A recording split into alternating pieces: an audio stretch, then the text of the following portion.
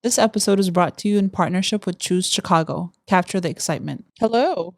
Hey. Oh, how the turntables. Oh my goodness. Well, first of all, it feel good out here.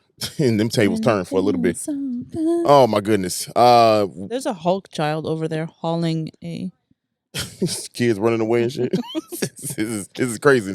Y'all, before we get started, we outside. We got some fun trivia for you before we get into the episode. Y'all, let's see how well you know Chicago's people.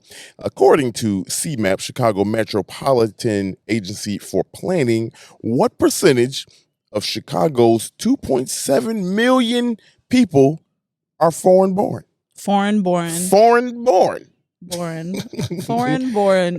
be Googling it. Yeah, don't be Googling. You only got you only got a second. We're gonna play the intro and then we'll come back with the answer. Until then, 77 Flavors starts right now.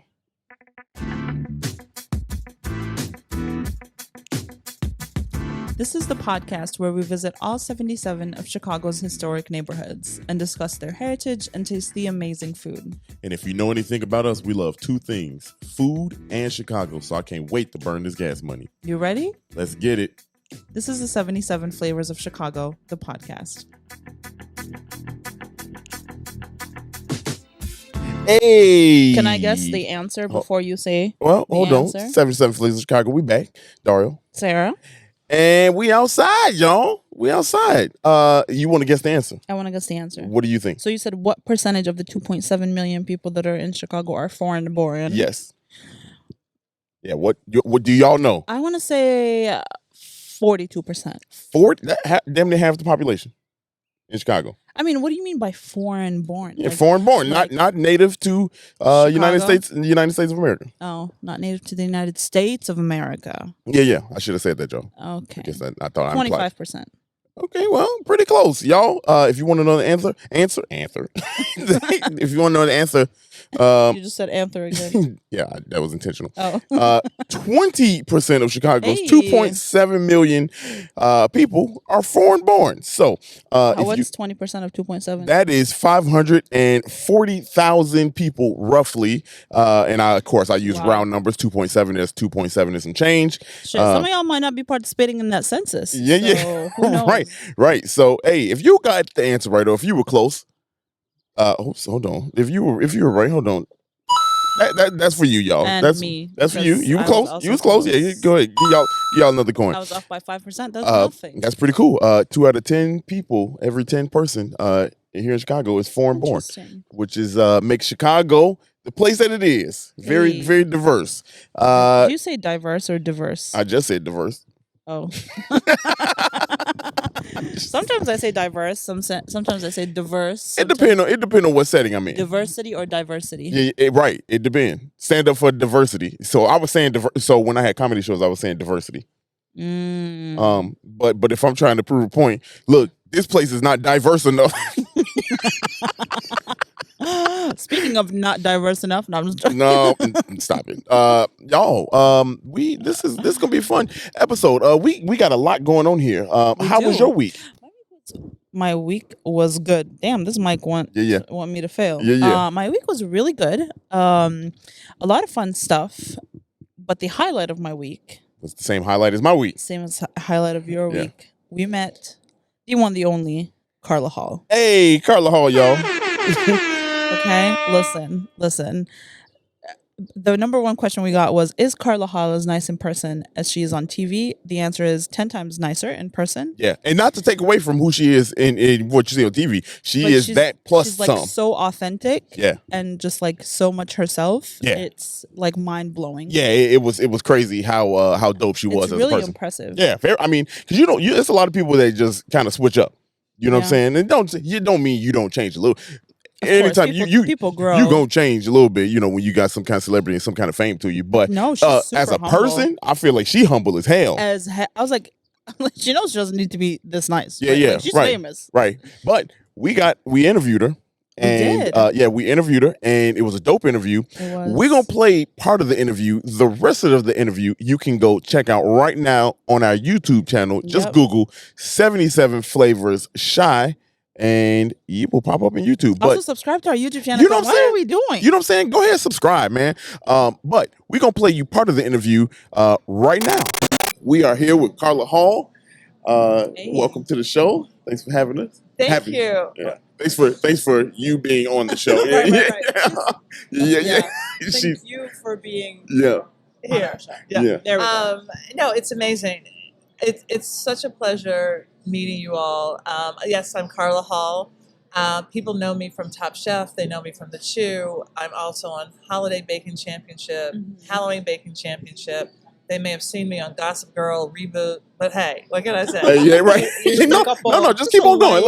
You may have heard me on some cartoons, Lion's Guard, cookbooks. I have 3 cookbooks and 1 children's book.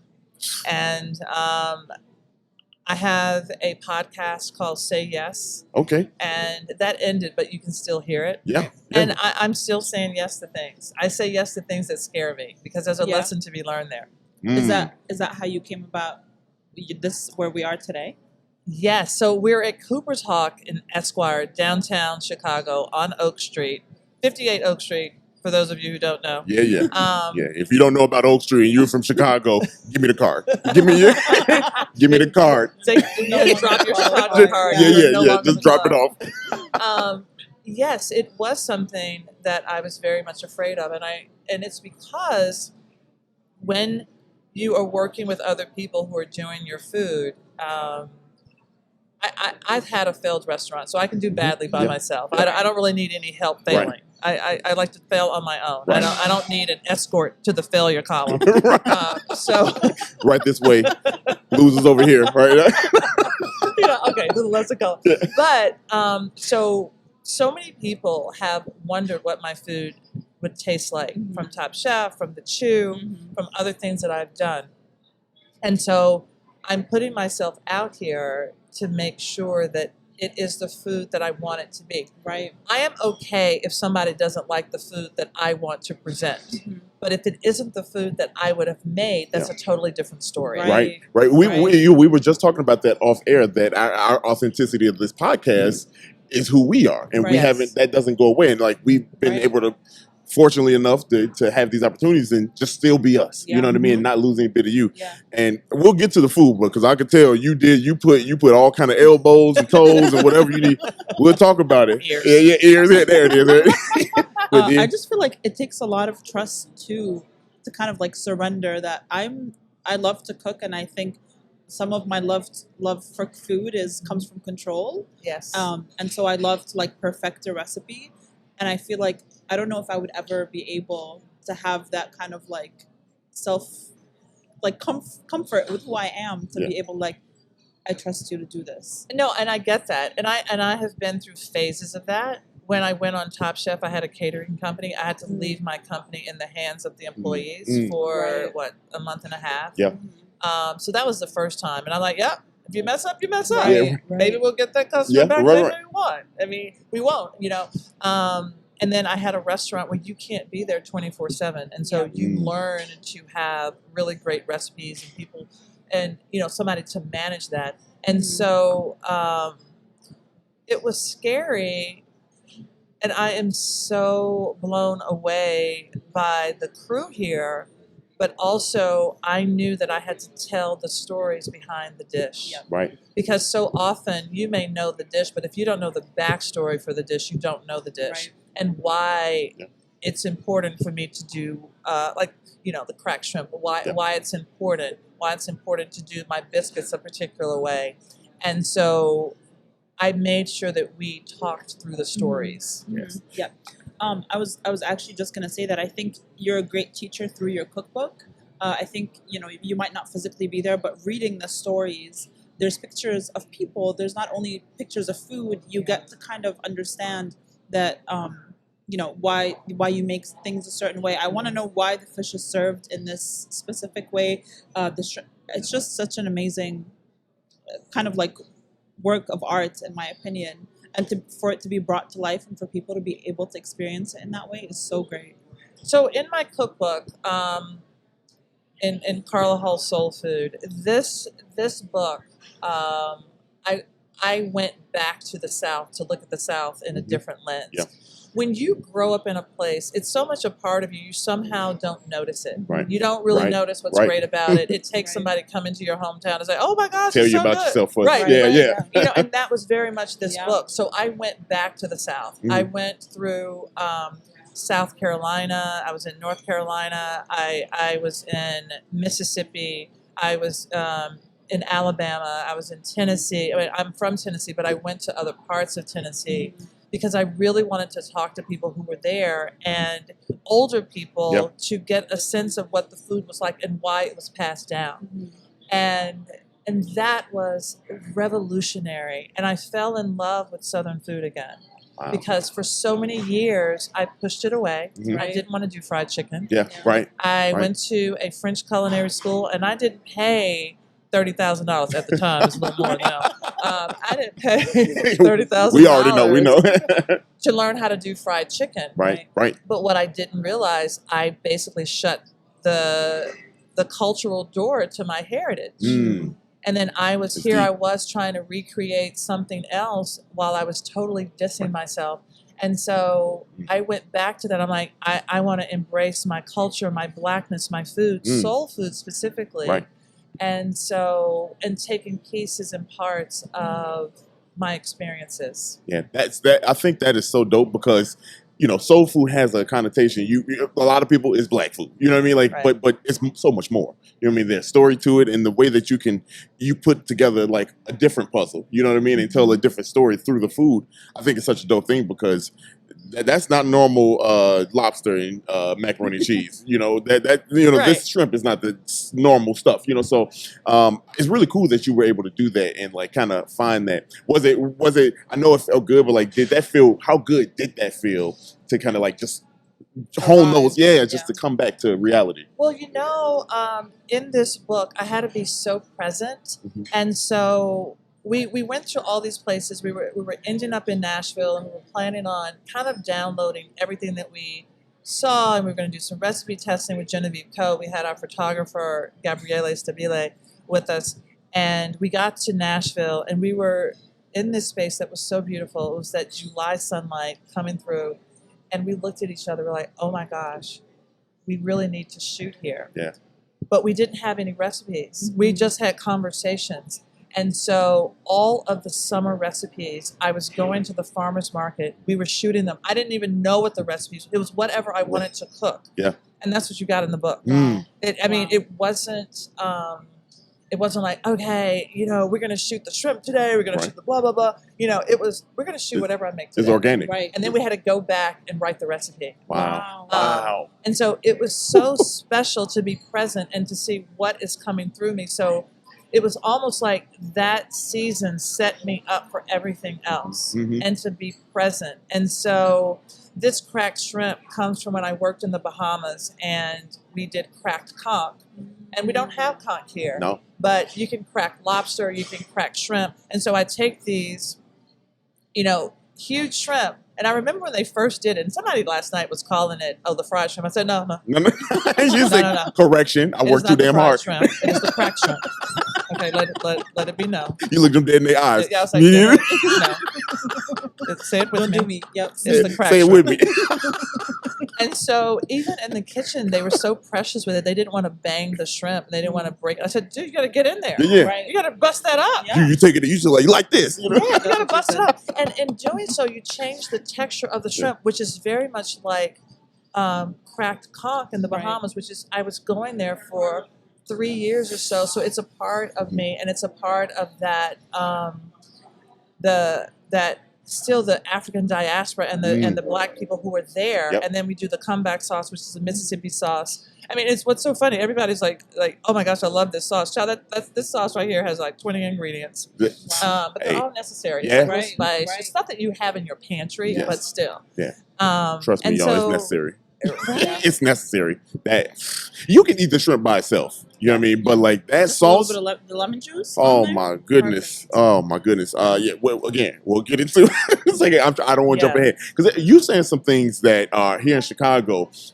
Anybody that's in comedy or entertainment and listening to this, she said in the present, you gotta say yes. That's yes, and we're big in comedy here. So oh my gosh, improv. Yes. Right. You know, I would love to do improv. Can I just tell you? Speaking of which, so I did stand up. Okay, that was my question. You did? I do stand up. You do stand up? Absolutely. Shut your face. All over the city. All over the city. What? Yes. I'm a producer at Zany's and Laugh Factory. What? Yes, ma'am. That was fun. That was fun. She's hilarious. She is very funny. You could catch the rest of the episode, like you said, on YouTube and see what we talked about. It's about 40-minute long episode. So damn, it's that long. 40 minutes. Yeah, man, we talked for a little bit. We said 20 minutes. 25 minutes. Tops, Carla. 20 minutes. But that's what happened when you start catching the vibe, man. It was really dope. Yeah. Shout out to her. Shout out to Esquire by Cooper's Hawk down in the Gold Coast area. Yep. Very, very dope place. If you haven't gone, if you think Cooper's Hawk is just suburbs, you are greatly mistaken. Yep. Yeah. I'd never been to a Cooper's Hawk before in my life. This is my third one. But it was dope, and they were like, "This is not like a Cooper's." Yeah, Hawk. actually, it's Esquire. Yeah, they don't. Right, they want you to say Esquire. Because. So what we learned is Cooper's Hawk, they have their own wines, their specialty wines, things like that. This one right here has wines that, first of all, the owner's personal collection is absolutely insane. Insane. I think there's over 3,000 bottles of wine in there. 3,000, yeah. And a lot of them are not Cooper's Hawk wines. Like, yes, they carry Cooper's Hawk wine, but they also carry non-Cooper's Hawk wine. Yeah, right. Which makes this Esquire. And little history lesson, if you didn't catch it. Esquire was an old theater back in the day in Chicago, so Cooper's Hawk repurposed the area. On your leg. Yeah. Oh, is it? Damn. Well, I'm about to tweak out. Where's the bug? Where's that? I don't know. I just saw a black little thing fly at your leg. Okay, damn. Shit. Ooh, y'all almost caught the real Dario, boy. Y'all almost got exposed. My thighs is out again today, y'all. Thigh meat season, baby. Thigh meat season full effect. But yeah, go check out the interview. It was really dope. That was the highlight of our week, amongst other things. But we outside, y'all. And we got a pretty packed episode here for you. Aside from what we already talked about, a lot of facts here, a lot of facts in this one. I'm excited because I don't know anything about this. Yeah, we gonna get into that because I swear I did not realize. Y'all, let's get tuned up. Let's get ready. If you're in your car, if you're at home, if you got the earphones on. That's what we talking about, y'all. We are delicious. We are in a Mount Greenwood community area number 74, and it is the southwesternmost community area. Southwestern. Well, I think I could say southwesternmost. Maybe. No. Somebody out there. The adjective comes first. Okay, well, whatever the fuck it is, it's southwest a lot. It's the loudest southwest. The loudest southwest. Anyway, the boundaries: to the north, 99th Street / 103rd Street; to the south, 115th Street; to the east, railroad tracks in Sacramento; to the west, Pulaski / Cicero. The neighborhoods: Mount Greenwood Heights, and Talley's Corner. We will get into that later episode because that's pretty interesting. I read up on it. Yeah, we'll get into it. But overall, let's talk about Mount Greenwood. Let's. First of all, I just do want to say, very peaceful. I did not think that this was the most suburban suburb. Yeah, right. This is definitely a suburban part of Chicago. We talked about the northwestern part with Old Irving. Feels like this feels like a suburb. Yeah. This definitely feel like this don't even feel like Chicago, y'all. It doesn't. But here's the thing. Pullman feels more like Chicago than this does. And Pullman mostly because we're by the beach. So you're like, oh, there's the lake. Like we're still in the city. Right. This is so far west and south Yeah. that it literally feels like I'm in Mokina. Yeah, Like, you know what's we're crazy? just chilling. I used to get my hair cut about 15 minutes from here, way back in the day, what? in Dalton. Yeah. For what? For what? Because my barber was cold back in the day. I'm talking about back in the day. I got shout out to my new barber, Chris. 'Cause, like Chris? This was probably a whole 2 decades before you, Chris. So Listen, don't even worry. Dario goes to Chris, I don't know, once every 2 weeks or something. Yeah. And he's there for like 4 hours. No, it's not. At least an hour. He got a schedule. At least. He got a schedule. At most an hour. This is like, I don't know what he's doing for Yeah. the other 3 hours because he's not with me. Yeah, for real. Don't get my boy caught up. But I do want to say, we just want to say, like, this does feel like a suburb. You know, like we talk about the northern suburbs. I mean, northern part of Chicago felt like a suburb. Yeah. This definitely feel like a suburb. What's the northwest community area that we went to that really felt like the most? Forest Glen? Yeah. Yeah, Forest Glen. Yeah, same vibes. Same vibe. Oh, I mean, again, different, but same. You talk about that's on the edge of Chicago. Right, this is literally the edge of Chicago. Yeah. Let's get into it. So, how did the name come about, y'all? There's a green mountain. Yeah, close actually. You are very close. Mountain of Green. George Waite in 1879 got 80 acres of land granted to him for a cemetery. He called it Mount Greenwood because of the wooded area, and it was on a ridge. So there was an uphill while we were driving. It reminded me a lot of Beverly. I know we're close to Beverly. So that's part of it. Yeah. You know what I mean? That's part of that. Fun fact. It was originally called the Seven Holy Tombs, this area. And you're probably wondering what and why. Well, it's bounded by 8 cemeteries. Really? There are 8 cemeteries bounded by. Now you probably like, why is it called 7 holy and not 8? Well, that's because it's called 7 because only one of the cemeteries are within the boundaries of Mount Greenwood, and that cemetery is St. Casimir Lithuanian you Cemetery. mean one is outside of the bounds? One is inside the bounds. So why would it be called 7? Well, because 7 of them are outside. What is it called again? 7 holy tombs. and there's wouldn't it be called 1 holy tomb and 7 on the outside? Anyway, just look. Anyway, you said take it up with the name. Yeah, right. All these technical questions. Yeah. That's some history on the name. But now let's talk about the history of this place. So, by 1897, restaurants and saloons popped up around 111th, right where we are on, in Sacramento. Now, it was for the mourners after funerals because those rides, the horse and buggy rides, they were very long and they were hard. So that's what she said. That's what she said. Yeah, right. I did that to myself. Sure did. That's what she said. That's what she said. Anyway, back to the mourners. I hope you have someone that does it for you. You don't have to do it for yourself. Yes. But if you gotta, if you get,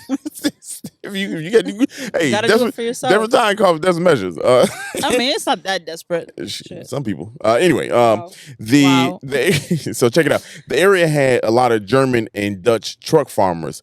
Truck farmers? Yeah, truck farmers. So like they pack up shit in their trucks and they go deliver it to the people. Yeah, like they farm trucks. Yeah, right. Wouldn't that be some shit? How do you do that? What you want? This is a big Ford. Anyway, how do you plant trucks? I don't know.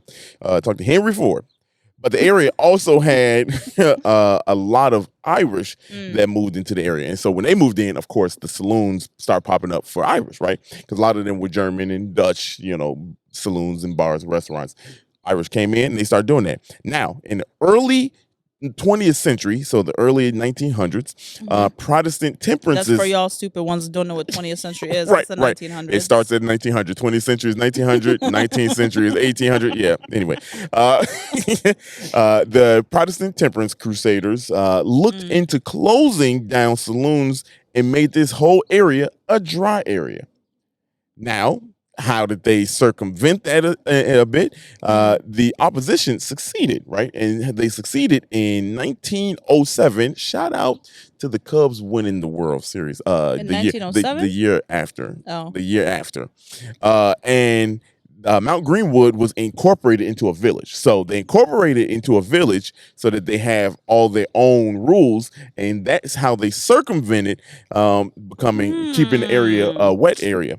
That's what she said. That's what she said. You gotta circumvent it. You gotta You want it way? You gotta circumvent. You gotta circumvent. You gotta incorporate and circumvent. Incorporate it. Make it yours. That's what it is.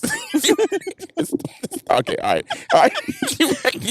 Anyway, if you like it, then you should have put a ring. Anyway. It is. It is. So here's something. Another fun fact. If you all, I know y'all like the history, and this is pretty cool. So there was this thing called the Battle of the Ditch in 1916. Okay. So there was a drainage ditch that ran alongside Mount Greenwood Cemetery. Okay. And the residents were concerned that the pollution from the water was hazardous. Yeah. And because they had to drink that.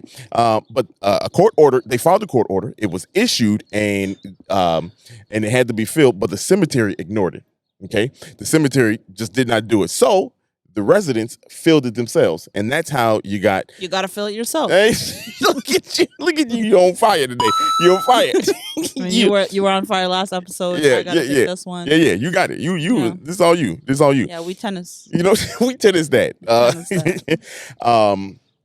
Where was that? Yeah. So that was the Battle of the Ditch, right? Now so it wasn't an actual battle right. Metaphorical political battle. Right. It was a political battle. But gotcha. that's significant. Yeah, that's significant because in 1927, Mount Greenwood was annexed to Chicago for better amenities. Now, it wasn't until 9 years later in 1936 that they finally got the amenities. Wow. Wow. So you talk about they battled for the ditch in 1916. In 1927, they finally said, hey, they had to vote for that too. They had to vote to be, obviously all of them had to vote to get annexed, but they voted in favor of better amenities. Didn't happen until 9 years later. The Works Progress Administration laid sewage systems and paved and lit the streets. And then check this out now. In 1960s, they were still fighting for curbs and gutters. Wow. You know, like so. 1960s? I mean, we treated this area like a damn suburb, boy. Like this, like y'all, this is the redhead stepchild of Chicago right here. Speaking of redhead knobs. Stop it. Anyway, shortly after that, in that time span, 1930 to 1950, the population actually grew, and it grew almost exponentially here. The residential growth spurt happened, and it went from 3,300 to about 12,000 people came to the area. Yeah. Now, and here it gets even crazier. So after World War II, from 1945 to 1953, 4,000 more new homes were built. Eventually, around the 70s, the population started to decline a little bit, dropped from roughly 23 down to about 19,000. And then in the 90s, it dropped again a little bit to about 19,000. I'm sorry, 17,000, 18,000. So population did drop. Now, what is the makeup of the population here? And this is just, I'm reading the news, man. All right. Here's the thing. Currently, the area is home to many Chicago policemen, firemen, and civil servants. Now, the crazy thing about that is that a lot of them kind of moved to the area. This was a place where white flight happened. You know, we talked about white flight when we talked about West Elston. You know, people fled there. At West Lawn, people, you know, white flight didn't happen here. Right. They fled to here. Yeah, they fled to here. Yeah. And so this was one of the landing spots for the white flight. And again, it's so to the east, you know, you have all the area where, you know, blacks started to move into. Right. And then this was in Ashburn is above this, right? To the north of where we are right now. So when we talked about Ashburn was kind of maintain that stronghold, so to say. You know, Scottsdale area in Ashburn is still kind of mixed and everything like that. But this was one of the landing spots in this southwest most, right? I say that to say this. And I'm gonna say this, I'm gonna move by, okay, y'all? This was the fun fact. I don't know if it's fun, but this is a fact. This was the only community area to vote in favor of Donald Trump. Next fun fact. Chicago's last surviving farm in the city was here in 1980s. Pete Owinga was the owner of the last surviving farm. What do you mean? Literally the last surviving farm. Yeah, right. I'm talking farm in that sense of like how Chicago was, old school Chicago. Oh. You know, like farm, like actual farm. And really cool fun fact, another sidebar fun fact, right behind us is that farm. No way. Yeah, it's in the distance. But obviously, if you are watching this, I actually have video of it playing right now. You can see the farm, which is actually pretty cool because there's some more fun, interesting facts about that. It was developed into the Chicago High School for Agricultural Sciences in 1985. Wow. Yeah, and the significance of that is that it was meant to teach agriculture. It was a magnet school to teach agriculture. Every time you, Sara, yawn, y'all got to. I didn't yawn. That's a good deep breath. Okay, that's a deep breath. As she blinks slow. We had a lot of food. Yeah. Okay? But it was developed into a magnet high school meant to teach agriculture to urban students. And part of that farm is on the campus. So that is what is to our backs right now. You can't see it right now. It looks like baseball fields. That's because it is. But behind that is the school. is the farm. Actually, behind us to the farm is the farm. And if you're watching, of course, if you're listening, you know, go to YouTube. Tough shit. Yeah. But to our left is the actual school. You know, is the actual school. So pretty cool to really cool. to be here. Now here's the fun fact about that. It was the second of its kind to be established. The first was the W.B. Saul High School in Philadelphia. Interesting. Yeah, pretty interesting. Now, not too fun news about it is there was some racial issues. You know what I mean? There's some racial issues, and actually involved black students kind of being moved into the area. You know what I mean? Like a lot of black students were moved into the area in great numbers, and you know, the white flight happened. They didn't like that. They didn't like that coming to the area. I'll say this. And there was some other. It was unfortunately the shooting of a black teen here that happened. Involved a cop. Don't want to get into it too much, but it was highly publicized, and that was kind of like, I want it to be like what it's known for. You know what I'm saying? What this area is known for, because we don't want to say it, because right now we sitting in the middle of a park, and it's fine. And where we went to eat, very I mean, just mixed. because we're sitting here and it's fine doesn't mean that. Right. I get it. But I don't want the pain. I don't want. You don't like talking. Yeah, we talk about it a lot. You know what I mean? We talk about it a lot. People know what time it is, man. But maybe they don't. Yeah. Well, if you don't, go back. We got 60. But like, how are episodes. areas supposed to do better if we don't talk about? Oh, no, that's what I'm getting at. They know about it because it was highly publicized. Is what I was gonna say. It was highly publicized, all in the news. So if anybody is familiar with Mount Greenwood, if that's the first thing come to your mind, not too surprising. Not too surprising, because that was all in the news for what went on. But what I was saying is actually, I mean, very nice area for it to be Chicago like this. Like this feels like a suburb. It don't feel like we in Chicago. Yeah, it's a lot of parks, a lot of green. I mean, a lot of the city is like this. If I'm being honest, a lot of the city is parks and green and Damn, look at that bug right on my damn lens. Did I tell? Damn, this little thing ain't. I can't shake this. You forgot we were recording or something? Yeah, damn. He all up in. Put your glasses down. Yeah, maybe I shouldn't. Brother can't see. I guess I ain't got to read no more. I guess I'm done with all my facts. Yeah. No, but honestly, the vibe that I get from Mount Greenwood, without knowing, history or anything like that, it's peaceful. It looked like a suburb. Looks like a wonderful place to raise a family. Yeah. I don't know what else. Yeah. Right. Hey, you funny as hell. Anyway, I'm gonna cut it right there. That's the facts about Mount Greenwood. I can't wait to come back around to this when we start doing other things, because that one neighborhood, Tally's Corner, is actually interesting name. You know what I mean? Like, interesting name. It's named after somebody. And in recent-ish times, too. So, pretty interesting. But that is Mount Greenwood in a nutshell. Nice. Yeah. Should we talk about the food? We should definitely talk about the food. And let me tell you, y'all. And we're going to take advantage of this break to scoot down a little bit, because I am baking in the sun. You baking in the sun? I'm baking in the sun. Hey, she baking in the sun. Hey. All right. Baking in the sun. Hey. Anyway, y'all, we'll be right back after these messages.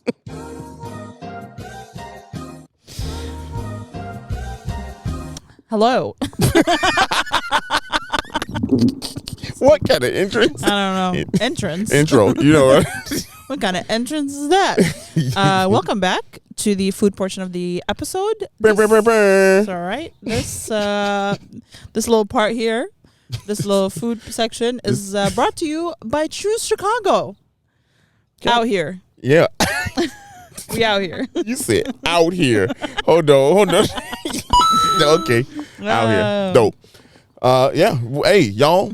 Mount Greenwood. We went to Bacon and Jam. Bacon and Jam. That sounds just like how I want it to be. We didn't have bacon or jam. We had bacon. We had bacon. You have bacon. Yeah. It was a jam. Hey. Hold on. No. Yeah. That's all that deserves. That's all that. Damn.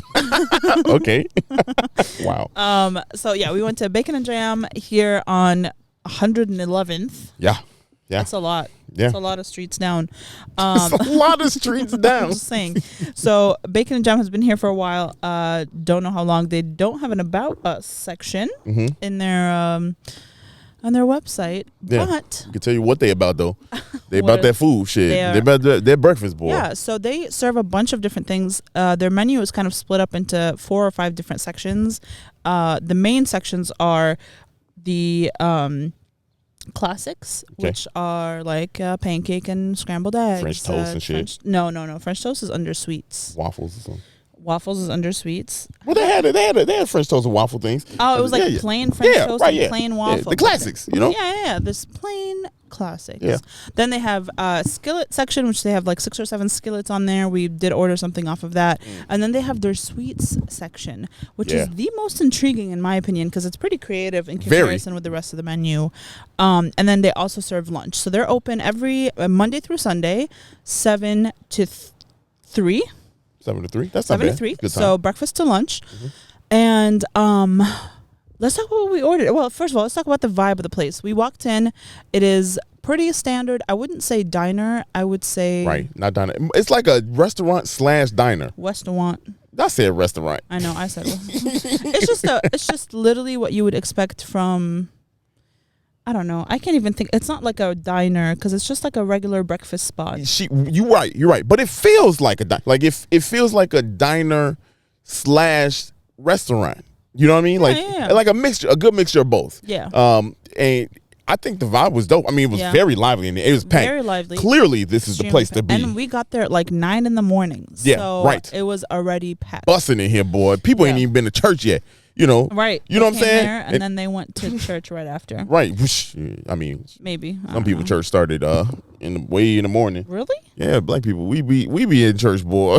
Like shit. First of all, what are you talking about? Yeah, right. I mean, look, I used to go to church, boy. We was in church, man, so damn long.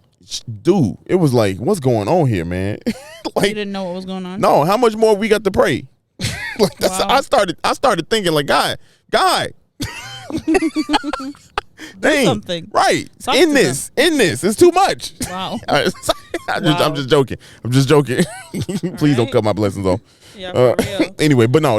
It was packed in there for early morning. Yeah, it was packed for early morning for sure. It was mostly families, I would say. Yeah. A bunch of like young families, and there was like a table of 17 people. Yeah. But what did we order? We ordered a lot. One more thing about the vibe. The staff was extremely friendly. Yes. I mean, like she gave us, Shirley is her name that we had. She gave us all kind of recommendations. So we ordered like we normally order, but she was like putting together, all right, since you ordered this side, you should probably get this side because you don't need that side. Yeah. You know what I'm saying? She was like getting real technical with it. And I was like, all right, bet. She was really nice. We came out and literally had, the only thing we had double of was the egg. But that's because egg came with the skillet and egg came with the, both skillets. Yeah. We got both skillets. So. No, we got the corned beef hash. Corned beef hash, yeah. So yeah, but that's all I wanted to say. It was super dope. Friendly. Yeah, to have people like that. That was we got set in. We walked in. We got set in immediately. Seconds. Immediately. And then the food came out like 7 minutes later. Expeditiously. expeditiously. You love that word. I do love your word. Shout out to T.I., man, for coming up with that one, man. He did not. Maybe he made it popular. He made it cool. Oh. He made it cool because most expeditiously got too many syllables in it. I would have never said that. Expeditiously. Yeah. It's at least 5. At least that's one too many. That's 3 too many syllables. One too many. Anyway, but the food. Yeah. So let's talk about, what do we want to start with? Do we want to start? Let's start with the. Please say it. I want to say French toast. Yeah. Yes. So. Yes. We ordered the red velvet French toast off of their menu. Okay. Let me paint you a little picture. I'll show you the picture if you watch it. I'm gonna show you the shit. If you are listening, these are 3 extremely thick. I want to say they're about. We like them extremely thick. Wow. All right, relax. They're 3 like thick pieces of round. I don't want to say like bread because they are swirled with cream cheese filling in them. Yes, Lord. Okay, and they're red velvet, and then they're topped with sweetened condensed milk, chocolate sauce, and strawberries. Oh my God. Oh my God. I think. Okay, here's my thing. This was my top pick, I would say, my favorite item, just because I am a sweet breakfast person. Yeah. But I would not have been able to eat all 3. I look. Okay, so I think it's yeah. I think it's a little too sweet to eat all 3. I think it was perfect how we did it, where we shared it and ate savory as well, because it's a lot. Okay. Yep. I agree. I could see that point. Valid point. But I could have smacked that whole thing myself, y'all. If the other food wasn't on that table, it was going. really good. Yeah, it was. I mean, first of all, red velvet. I know. And the swirl, man. Look, that you don't cream even cheese swirl. Yes. I didn't even know. You didn't even need syrup. No, you absolutely don't. You don't need syrup. That's not the point. Yeah. But I wonder what it would have tasted like with syrup on it. Probably unbearable. You think so? Yeah, that would be too much. Man, look, that's heaven right there. That's candy shop. It's a red velvet cake French toast. I don't know how they make that. I don't know how they did that. Oh, I'm sorry. It's not sweetened condensed milk. It's vanilla sauce on top. Oh, okay. I'm sorry. Vanilla sauce, just even better. I know. Just even better. That was one of the best that was one of the best foods that we've eaten. Not just really breakfast food, but just like food. Yeah. In general. Really yeah, it was extremely creative. I liked it a lot. Yeah. The next thing that was on my number 2 on the list was the corned beef hash. Yeah, that was good. I really, really, really like corned beef, and they home make their corned beef. Yes. So we were talking about this was the Irish, part, and you could clearly, when you come down to Mount Greenwood, you could see Irish presence here. It was Polish, it's German, it's Dutch. All the different nationalities are here. But it was cool to be eating the corned beef hash and have it almost authentic. You know what I mean? I don't know what authentic is. I don't know who's making it back there. Yeah, but they doing a damn good job. I promise you that. It's really, really good. So the corned beef hash is homemade corned beef hash with green peppers, onions, hash browns, 2 eggs, toast, or pancakes. We got the pancakes. Yeah. And now here's the thing about the pancakes. First of all, side of pancakes. Fluffy as hell. Fluffy as hell, y'all. These are the pancakes that I like. So they fluffy, but not too thick. They thin. They a little thin. Yeah. They're also big.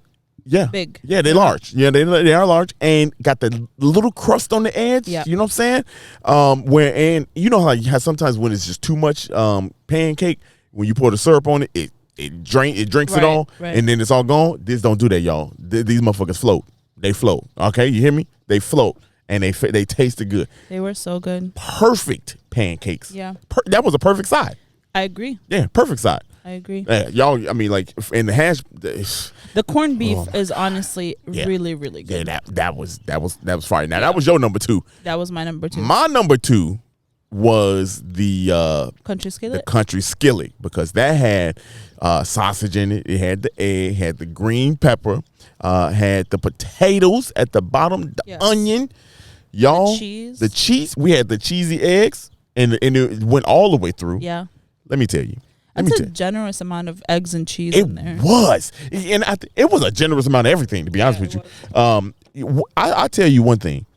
Reason why this was my number 2 is because I don't know if the mixture of the potatoes that they had at the bottom. Yeah, the potatoes were really good. Yeah, mixed with the cheese. Because even if you somehow did not get a sausage in there, and you still Yeah. Pause. You just got the sauce.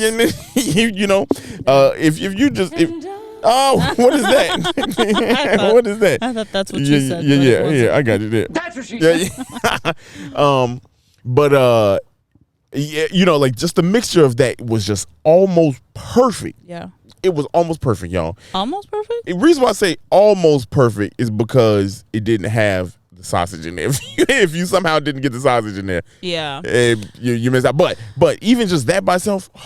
But the sausage was really good. Yes. So it's not like sauce. It's the sausage link cut up and put in there. It's not like crumbled up sausage. They just took and it has like the perfect amount of sage in it.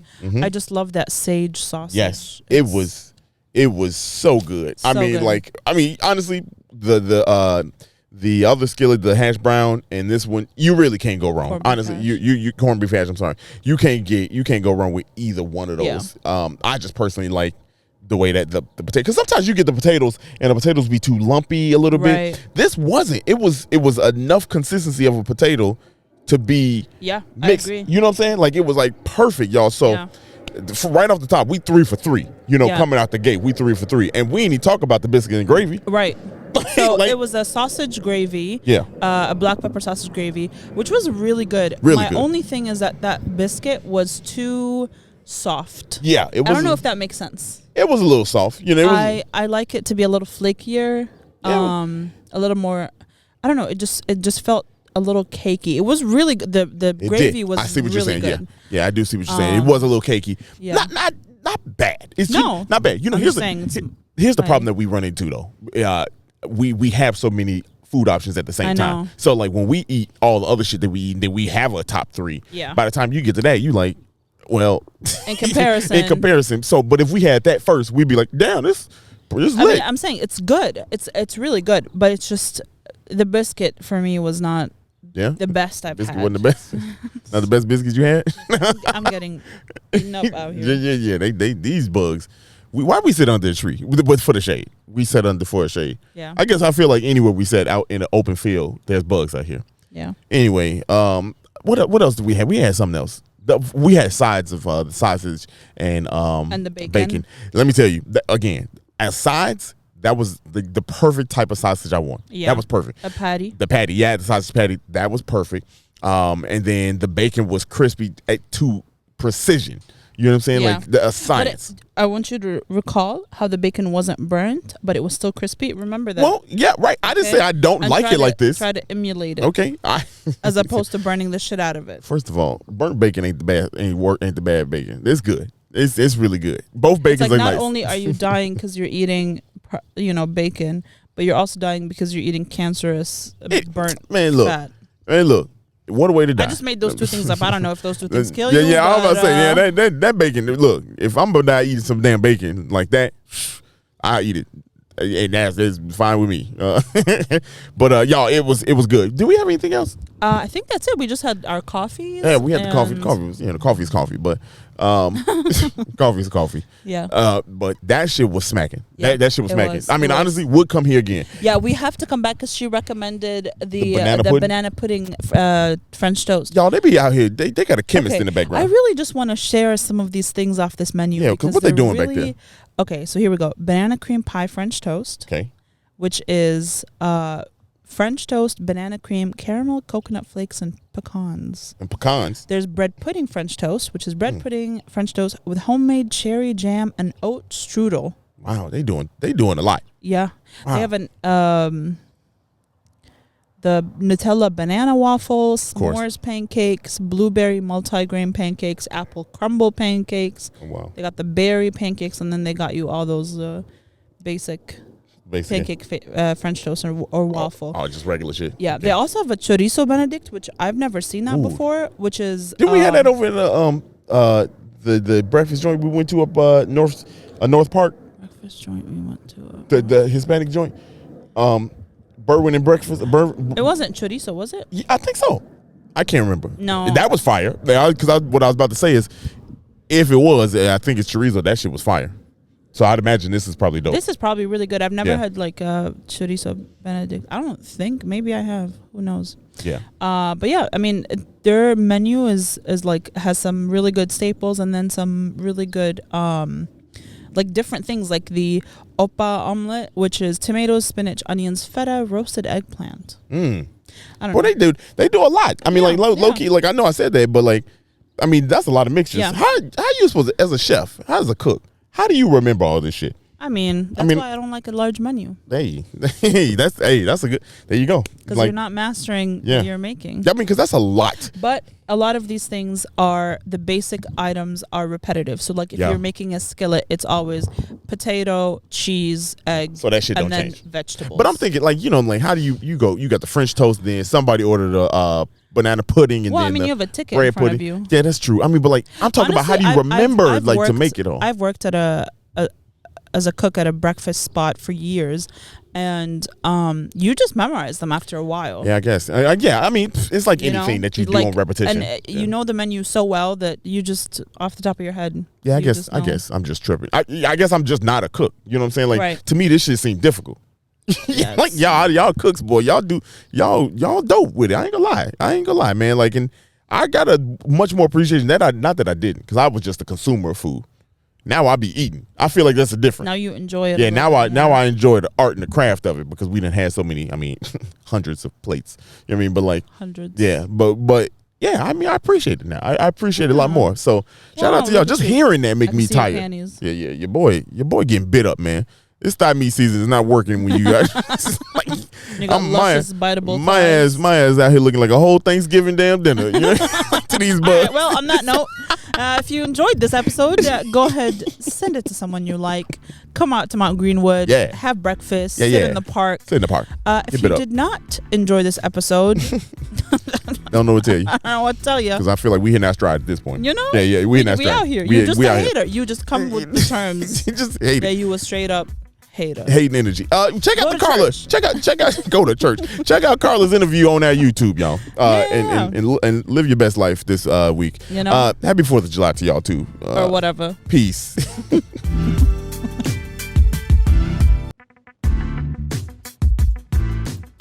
Thank you so much for listening to this episode of 77 Flavors of Chicago. We look forward to having you again next Monday. So make sure you look out for us on any platform where you can listen to a podcast. Make sure you rate, subscribe, and do all the things. And we'll see you next Monday.